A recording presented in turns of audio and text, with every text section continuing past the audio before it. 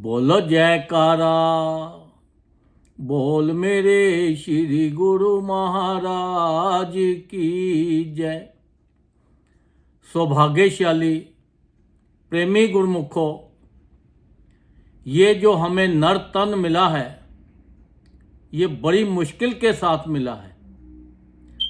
ये उस परमात्मा की बड़ी अपार कृपा हमारे ऊपर हुई है, तो तब जाकर हमें ये नर्तन मिला है।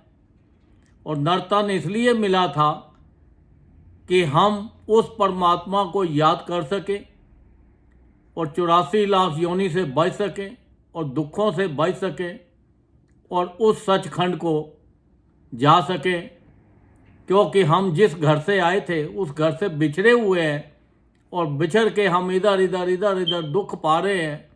तो तब वो परमात्मा ने कहा कि यही एक नर्तन रास्ता है आपका, ये रास्ते से आप भजन करके तो आप अपने उस धाम में सचखंड में जा सकते हो जहाँ पे सुख ही सुख हैं। अब देखो, एक राजा था। अब वो राजा अपने लिए वो ढूंढ रहा था कि कोई ऐसा व्यक्ति मिल जाए जो मेरे राजपाट को संभाल ले और मैं अपना भगवान का भजन करूं। क्योंकि वो बहुत प्रेमी था, गुरमुख था और अपना बहुत भजन अभ्यास करता था। तो अब उसका एक बेटा था जो बहुत छोटा था। अब वो अपने गुरुओं के पास गया और जाके कहने लगा, महाराज मेरा दिल करता है कि मैं राज संन्यास जो है कोई उत्तराधिकारी मिल जाए तो मैं उसको सौंप कर तो मैं अपना नाम जपो, भगवान का भजन करूं, तो राजपाट छोड़ दूं। क्योंकि अभी मेरा जो छोटा बेटा है तो वो अभी राजपाट के काबिल नहीं है। तो कोई ऐसी कृपा करो, कोई ऐसा बंदा मिल जाए जो ये राजपाट को चला सके। क्योंकि अब मेरा राजपाट चलाने के लिए दिल नहीं करता, अब तो दिल करता है खाली भजन ही भजन करूं उस परमात्मा का। तब उनके गुरुओं ने कहा, भाई ठीक है, तू ऐसे कर कि हमारे से कोई अच्छा आदमी तुझे मिल सकता है। उन्होंने बोला नहीं। तो वो कहते हैं ये राजपाट जो है सारा हमें दे दो, तो आप जाके अपना भजन करो। तो राजा ने मान लिया, कहने लगे भाई ठीक है, ये सारा राजपाट आपको दे देता हूँ।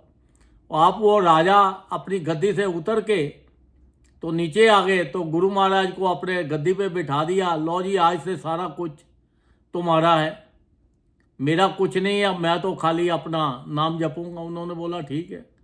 उन्होंने बोला भाई तू अपना गुजारा कैसे करेगा, अब करेगा क्या? वो कहता है मैं राजकोष से थोड़ा सा पैसा ले लूँगा और उससे अपना जीवन चलाऊँगा और अपना भजन करूँगा। तब उनके गुरुओं ने उसको बोला कि देखो, अब ये सारा कुछ आपने हमें दे दिया है, अब हमारी मर्जी है या दे या ना दे, पर हम आपको इसमें से एक पैसा भी नहीं देंगे। तो आप अपना गुजारा कैसे भी करो, वो आपकी मर्जी है। क्योंकि अब तो ये सारा हमारा हो गया है, आपका तो है नहीं। तब राजा ने कहा कि ठीक है, मैं जाके नौकरी कर लूँगा और उससे जो भी मिलेगा उससे अपना और अपने परिवार का गुजारा चला लूँगा। तब उन्होंने कहा ठीक है, नौकरी कर लो। तब राजा ने, गुरु महाराज ने बोला कि भाई मेरे पास एक नौकरी खाली है, अगर आप करना चाहो तो मेरे पास कर लो। तो राजा ने बोला ठीक है, कैसी नौकरी है? उन्होंने बोला मेरे पास एक राजा की नौकरी है, आप उस राज की नौकरी करो और अपना उस खजाने से अपनी पगार भी लेते रहो, अपना खर्चा भी चलाते रहो। तो उन्होंने बोला ठीक है। तब वो राजा ने बोला देखो, ये सारी अब संपत्ति तो मेरी है, राजपाट तो मेरा है, आप यहाँ काम कर रहे हो, अब आपका नहीं है। राजा ने बोला ठीक है। वो कहता है काम करो, तो मैं जरा अपना बाहर कहीं जा रहा हूँ। तब वो जो उनके गुरु महाराज थे वो कहीं बाहर चले गए अपनी तपस्या के लिए। वो फिर साल डेढ़ साल के बाद आए तो राजा से मिले, हाँ भाई कैसा चल रहा है हमारा राजपाट? उन्होंने बोला जी ठीक है, बहुत अच्छी तरह से चल रहा है। तो राजा को ये समझाया कि देखो ये जो संसार की चीज़ें हैं, ये संसार एक माया नगरी है, इसके अंदर आकर तुम ये मत सोचो कि ये मेरा है। यहाँ पे जब मेरा सोचोगे तो आपको दुख ही दुख होंगे। तो आप ये सोचो कि मैं यहाँ पर नौकरी कर रहा हूँ, काम कर रहा हूँ। आप जो भी संसार के अंदर हम काम करते हैं, जो भी हम कुछ करते हैं, ये सोच के चलो ये हमारा नहीं है। हम तो खाली एक टाइम पास कर रहे हैं और उसके लिए काम कर रहे हैं, क्योंकि ये हमारा अपना कुछ नहीं है। अगर हम किसी के घर पे जाएं और वो हमें बढ़िया बढ़िया सोफे पे बिठाए, बढ़िया बढ़िया खिलाए, बढ़िया बढ़िया अपनी हमारी सेवा करे, और हम जाके उसको बोले कि ये तो घर हमारा ही है, भाई तू कौन है, तो क्या होगा? वो हमें वहाँ से नाराज करके, हमें खूब बेइज्जती करके, इंसल्ट करके हमें उस घर से निकाल देगा। तो ऐसे ही ये जो संसार है, ये संसार के अंदर तो हम यही कहते हैं ये मेरा है, ये मेरा है, ये मेरा है। जब लास्ट टाइम आएगा तो भगवान बोलेगा कि भाई आपका तो कोई था ही नहीं, चलो अब। फिर वो जब हम जाएंगे तो हमें कितना दुख होगा, कितनी परेशानी होगी। फिर हम ये सोचेंगे देखो हमारा तो था नहीं कुछ, हम मेरा मेरा ही करते रहे और अपनी बेइज्जती करा के भी आ गए और अपना नाम भी नहीं जपा। जिस काम के लिए हम आए थे, जिस शरीर ये हमें मिला, नर्तन मिला, ये भजन करने के लिए मिला था। ये संसार की मौज मस्ती तो इसको एक फ्री गिफ्ट में दी थी परमात्मा ने। परमात्मा ने फरमाया कि देखो ये जो संसार है, ये संसार के अंदर आपको इतनी खूबसूरत चीज़ें हैं, इतना कुछ है, बड़े बड़े हवाई जहाज बनाए हैं, बढ़िया बढ़िया गाड़ियाँ बनाई हैं, बड़े बड़े बिल्डिंगें बनाई हैं, देश विदेश घूमो, खूब संसार के सुख भोगो। ये सुख भोगो, इनको अपना मत समझो, इनके साथ अपना लगाव मत लगाओ। अगर हम इसके साथ अपना लगाव लगा लेते हैं तो फिर तो दुखी होना पड़ेगा। तो देखो अब राजा कितना सुखी हो गया, क्योंकि राजा को पता लग गया कि भाई मुझे यहाँ नौकरी करनी है, मेरा अपना कुछ नहीं है। वो वहीं बैठ के अपना भजन भी करता, नाम भी जपता और दुनिया के लिए भी अच्छा करता। तो ऐसा ही है।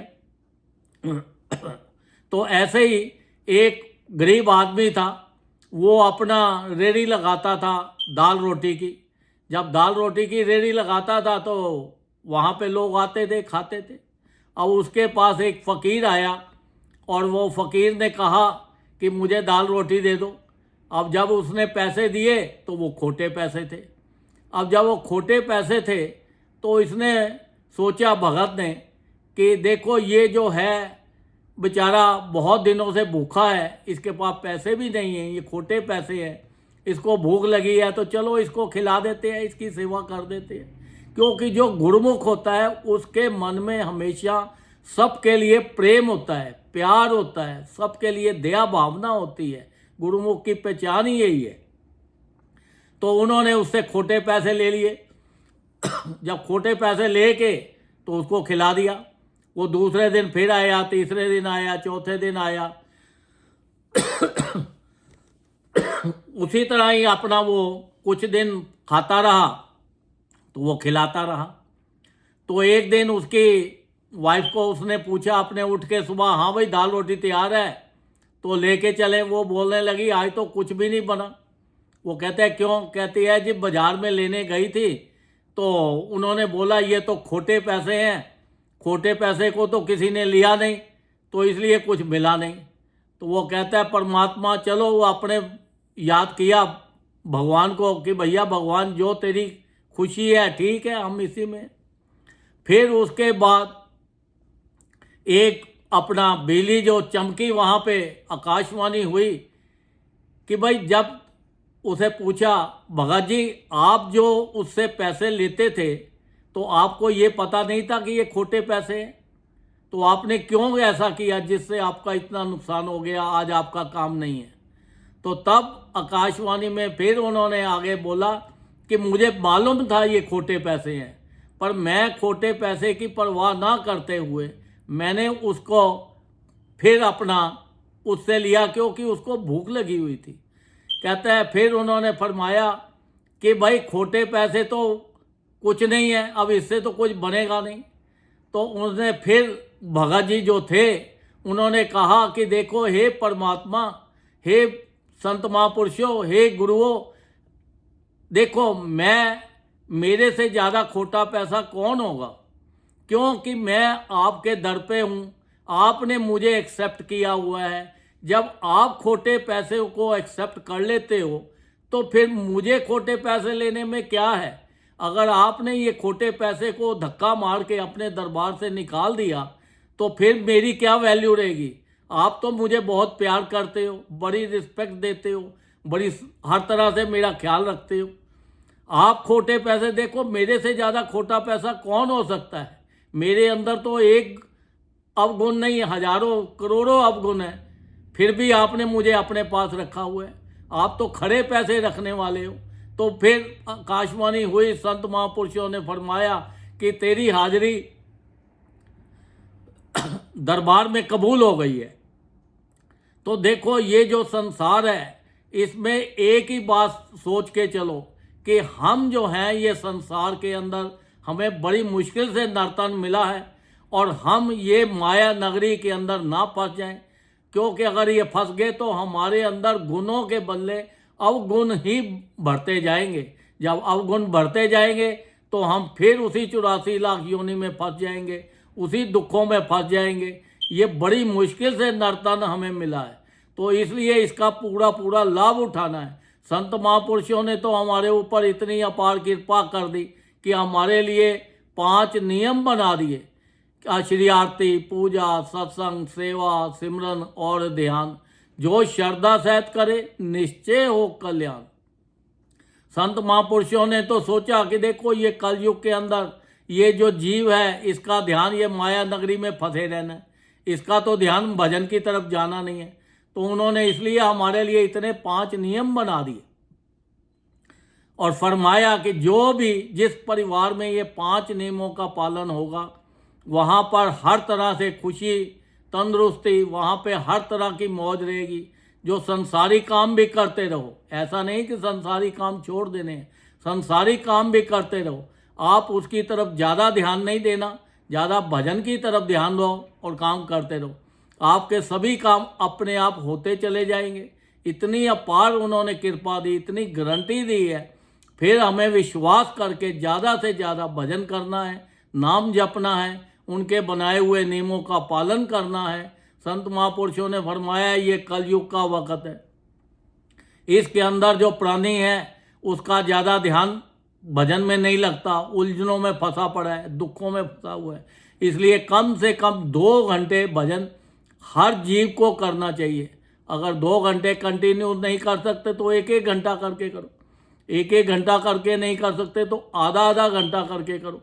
जितना भी ज़्यादा से ज़्यादा भजन करो। भजन करने का कोई टाइम नहीं है, उठते बैठते चलते फिरते हर वक्त ज़्यादा से ज़्यादा भजन करो। उन्होंने देखो ऑल ओवर द वर्ल्ड सभी जगह पे इतने सत्संग आश्रम बना दिए हैं। ये सत्संग आश्रम में जाओ और वहाँ पे जब सत्संग सुनो तो आपका ध्यान सत्संग में होना चाहिए ताकि आपको पूरा लाभ मिल सके। ऐसा नहीं है कि सत्संग में गए और ध्यान कहीं हमारा अपने बिजनेस की तरफ है, हमारे घर की तरफ है या किसी और तरफ है। अगर ऐसा हुआ तो हमें पूरा लाभ नहीं मिलेगा। तो ज़्यादा से ज़्यादा सत्संग सुने, उनके बनाए हुए नियमों का पालन करें, उनके हुक्म में चलें, ताकि हमारा लोक भी सुखी हो जाए और हमारा परलोक भी सुखी हो जाए और संत महापुरुषों को भी प्रसन्नता हो। तो जैसे एक माँ बाप होते हैं, उनका बच्चे अगर 4 बच्चे हैं तो चारों में से अगर 3 बच्चे अच्छे हैं, अगर एक खराब हो तो उनको दुख होता है ना कि भैया ये क्यों खराब है। तो इसलिए वो तो सबकी केयर करते हैं, पर बच्चे की भी ड्यूटी बन जाती है कि मैं अपने माँ बाप की इज्जत करूं, रिस्पेक्ट करूं और उनके हुक्म में चलूं। जो हुक्म में चलते हैं उनका कल्याण हो जाता है, जो हुक्म में नहीं चलते, अपनी मनमानी करते हैं, तो फिर उनका तो अपनी मर्जी है। तो इसलिए हमें संत महापुरुषों के बनाए हुए नियमों का पालन करना है, ज़्यादा से ज़्यादा नाम जपना है, भजन करना है, सत्संग में जाना है, जिससे हमारा लोक भी सुखी हो जाए और हमारा परलोक भी सुखी हो जाए। बोलो जयकारा, बोल मेरे श्री गुरु महाराज की जय।